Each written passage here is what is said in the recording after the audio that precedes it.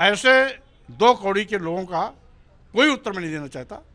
ऊंची मानसिकता के लोग जो गंदी मानसिकता से भरे हैं, दिन भर समाजवादी पार्टी में रहते हैं और शाम सुबह भारतीय जनता पार्टी चौखट पे माथा टेकते हैं, ऐसे लोगों को जवाब मैं नहीं देता। इंसान के बयान का जवाब दिया जाता है, समझदार आदमी के बयान का जवाब दिया जाता है, जो आदमी होश में हो उसके बात का जवाब दिया जाता है, और जो मदहोश हो उसकी बात का जवाब नहीं दिया जाता। क्योंकि जो भी मेरा बयान है वो विधान परिषद उस सदन में कार्यवाही में अंकित, उसको कोई भी ले सकता है, पढ़ सकता है। मैंने केवल इतनी कहा है, हजारों साल से भगवान राम इस देश के करोड़ों करोड़ों लोगों के श्रद्धा के केंद्र हैं। हजारों साल से जो पूजा जा रहा है उसमें प्राण प्रतिष्ठा की आवश्यकता कहां पड़ गई? बात यह है कि भगवान रामलला वही थे जो अभी तक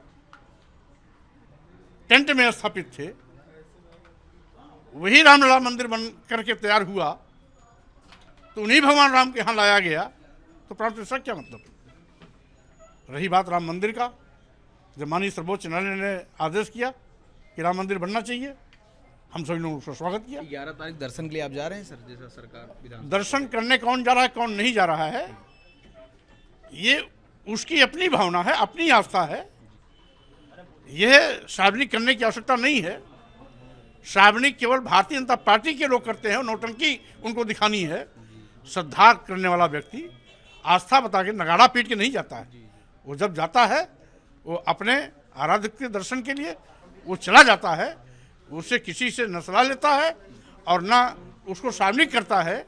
ये केवल भारतीय जनता पार्टी का ही नौटंकी है, ड्रामा है, जो अरबों खरबों रुपया पानी की तरह बहा करके आज देश की जनता के आग में धूल झोंकने की कोशिश कर रहे हैं।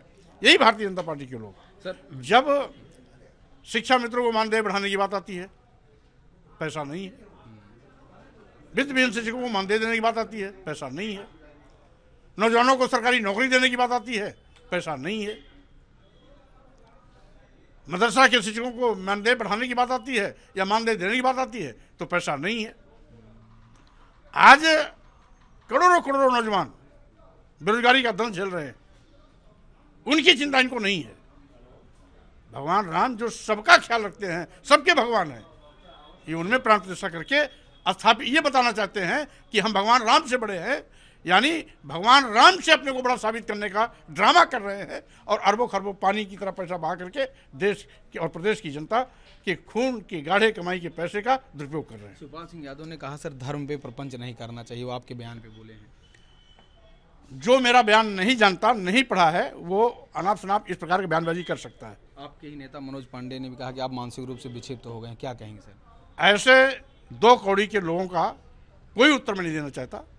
ऊंची मानसिकता के लोग जो गंदी मानसिकता से भरे हैं, दिन भर समाजवादी पार्टी में रहते हैं और शाम सुबह भारतीय जनता पार्टी चौखट पे माथा टेकते हैं, ऐसे लोगों को जवाब मैं नहीं देता। हमारे साथ समाजवादी पार्टी के वरिष्ठ नेता एवं पूर्व मंत्री उत्तर प्रदेश सरकार रहे मनोज पांडे जी हैं।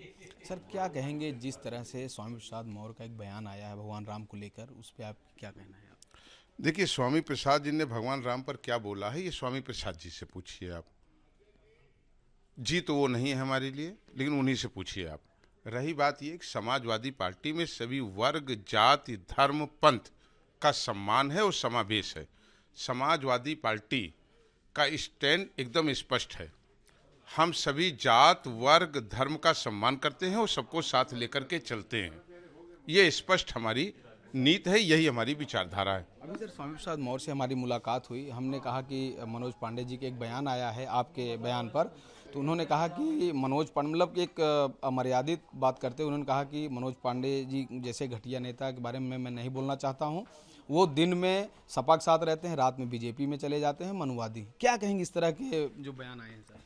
नहीं, देखिए, इंसान के बयान का जवाब दिया जाता है, समझदार आदमी के बयान का जवाब दिया जाता है, जो आदमी होश में हो उसके बात का जवाब दिया जाता है, और जो मदहोश हो उसकी बात का जवाब नहीं दिया जाता। एक लास्ट सर, 11 तारीख को जो विधानसभा के कहने पर अध्यक्ष जी, एक लास्ट जो 11 तारीख प्लान है उसमें क्या आप लोगों का मानना है सर? क्या 11 तारीख को जो रामलला जाने का जो प्लान है कई विधायकों का, उसमें आप लोग क्या मानते हैं? हमारे नेता ने बहुत स्पष्ट कर दिया है, जब भगवान राम हम सबको बुलाएंगे हम दौड़ते हुए जाएंगे, दर्शन करेंगे, बिचौलिए के बीच में किसी आवश्यकता नहीं है।